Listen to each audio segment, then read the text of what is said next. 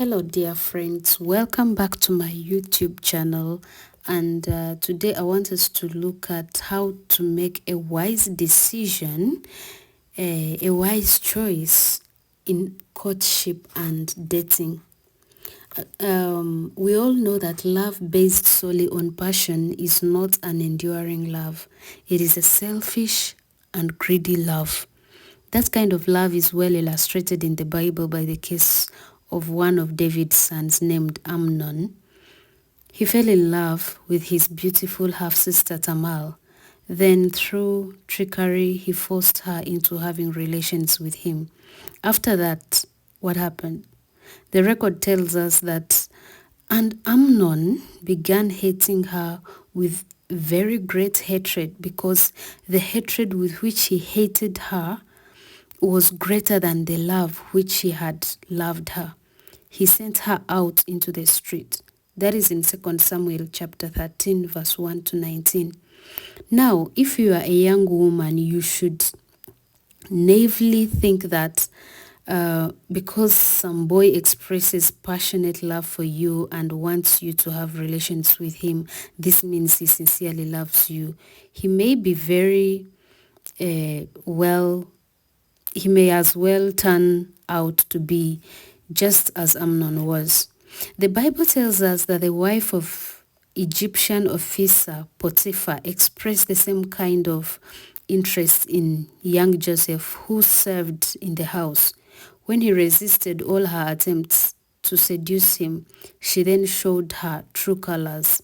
She viciously lied to her husband about Joseph, causing him to be unjustly imprisoned. That is in Genesis chapter 39, verse 7 to 20. Yes, so-called sexual freedom changes what should be pleasurable and clean into something cheap and detestable. So, which one do you want, like, as a person?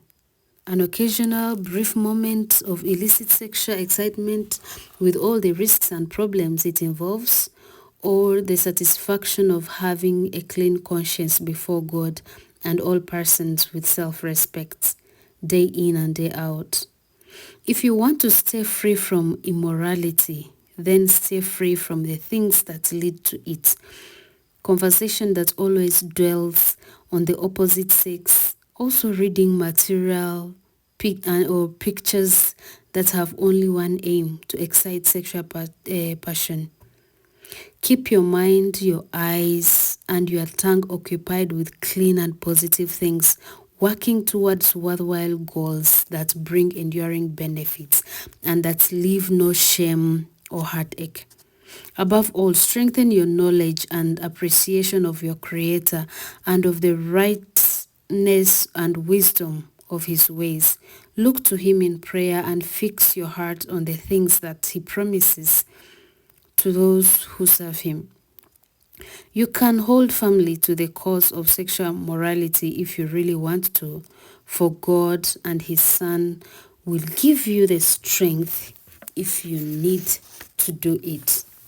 Every normal person wants to get a real enjoyment out of life. The Bible shows that this is proper, listing joy as one of the fruits of God's Spirit in Galatians chapter 5 verse 22.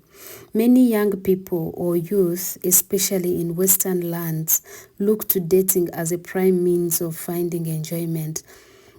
They often arrange to spend time in unchaperoned with someone of the opposite sex.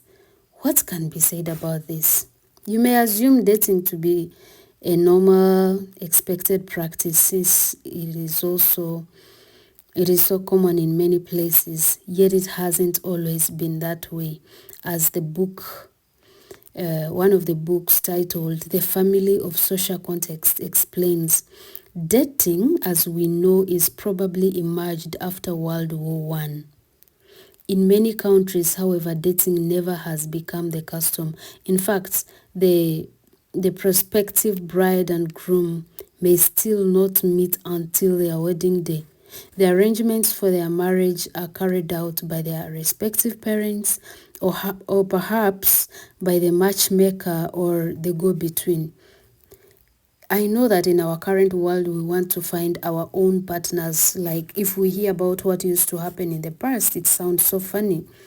Of course, if you live where dating and courtship are accepted as normal, the absence of these customs in certain lands may seem hard to understand, but people living in those lands may be equally puzzled by the customs where you live. They may view dating and courtship as unwise or even somewhat offensive.